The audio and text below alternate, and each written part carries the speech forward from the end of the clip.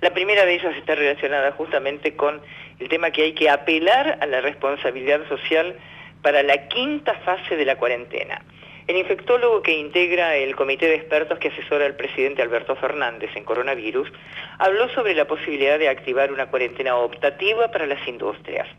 Dijo que es fundamental la responsabilidad social de los argentinos para flexibilizar el aislamiento y aclaró que hay actividades que aún no retomarán, como por ejemplo, dijo, el fútbol, que podría volver recién para el mes de diciembre, con suerte.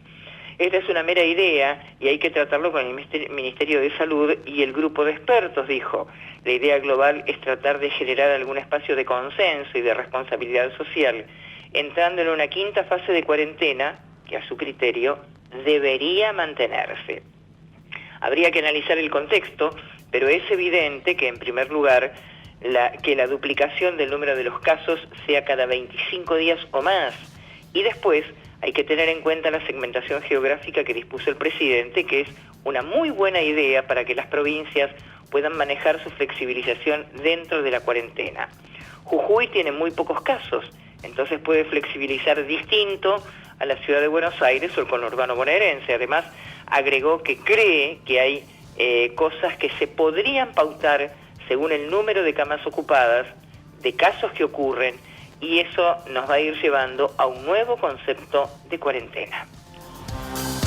Otra de las informaciones, la explosión del hambre. Esta es una ponencia realizada por el doctor Bernardo Klicksberg. Se escucha con frecuencia que el coronavirus es un igualador. Puede afectar a todos los estratos sociales por igual. No está sucediendo de ese modo. Los más pobres están siendo más impactados y las diferencias son de gran magnitud. Hay un amplio espectro de disimilitudes que van desde lo más elemental, la posibilidad de poner en práctica la indicación más básica, lavarse las manos con agua y jabón, hasta el acceso a la escuela por Internet. La Organización de las Naciones Unidas, la ONU, estima que 3.000 millones de personas no tienen opción de tener agua y jabón. Para la mayoría de los niños de hogares pobres, la escuela a distancia significa quedar sin educación porque no tienen una computadora. 3.900 millones de personas no tienen acceso a Internet. En África, solo el 12% de las mujeres tienen conexión online. Aún en los países más ricos del mundo, Estados Unidos, la Comisión Federal de Comunicaciones estimaba en el 2017 que el 30% de los hogares no estaban conectados. Modelos de medicina pública y de alta eficiencia como los de Israel y los países nórdicos son verdaderos actualizadores en la etapa curativa, pero los de muchos otros países discriminan a los pobres.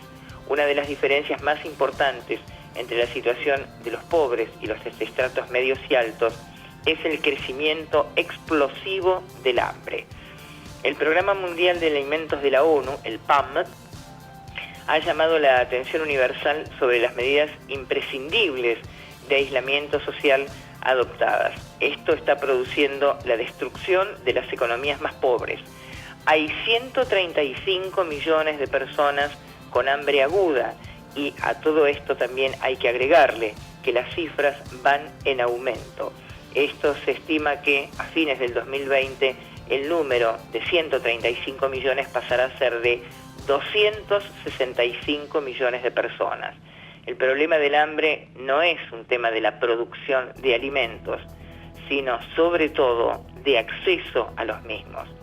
Dijo Bernardo Klicksberg que se requiere con urgencia vigorosos programas de solidaridad internacional. El gobierno ya tiene una lista de 1.000 empresas que podrían abrir sus puertas.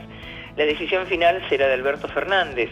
El punto de crisis que se deberá evaluar con los expertos sanitarios siguen siendo los riesgos que provoca el transporte público en la diseminación del coronavirus. Sin embargo, ante la crisis económica que se desató y que necesitó de la cuarentena obligatoria, el gobierno ya tiene una lista de 1.000 empresas privadas que podrían reabrir sus puertas.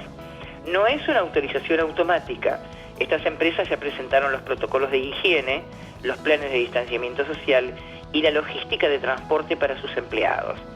La lista es confeccionada en el Ministerio de Desarrollo Productivo, pero la información se presenta en municipios, provincias y en la cartera de Matías Culfas. Los sectores son variados. Aparecen en la industria automotriz, autopartes, química, petroquímica, plástica, metalmecánica, cemento, textil, indumentaria y calzado. Se calcula que cuando arrancó la cuarentena solo podía trabajar el 43% de los trabajadores. Actualmente ese valor es del 51%. Se estima que puede llegar al 70% a mediados de mayo. La última de las informaciones que compartimos está relacionada con la responsabilidad social de las empresas frente a la crisis sanitaria y económica. La provincia de Mendoza, lejos está de quedar ajena a las consecuencias sanitarias y socioeconómicas de la pandemia. Quedaron vulnerables ante la envergadura de la situación. Esto lo pone a prueba la responsabilidad social de la comunidad local y mundial como un elemento fundamental para contrarrestar sus efectos. Desde la Asociación Civil Valos, trabajan desde hace más de 17 años promoviendo el compromiso de las empresas con la gestión alineada al desarrollo sostenible, basándose en 3 elementos principales: lo económico, lo ambiental y lo social, en un marco de ética en la integridad de la gente. Todos ellos conceptos claves para atravesar el contexto actual, entorno que nos pone a prueba y que nos invita a trabajar de manera colaborativa sobre estas bases.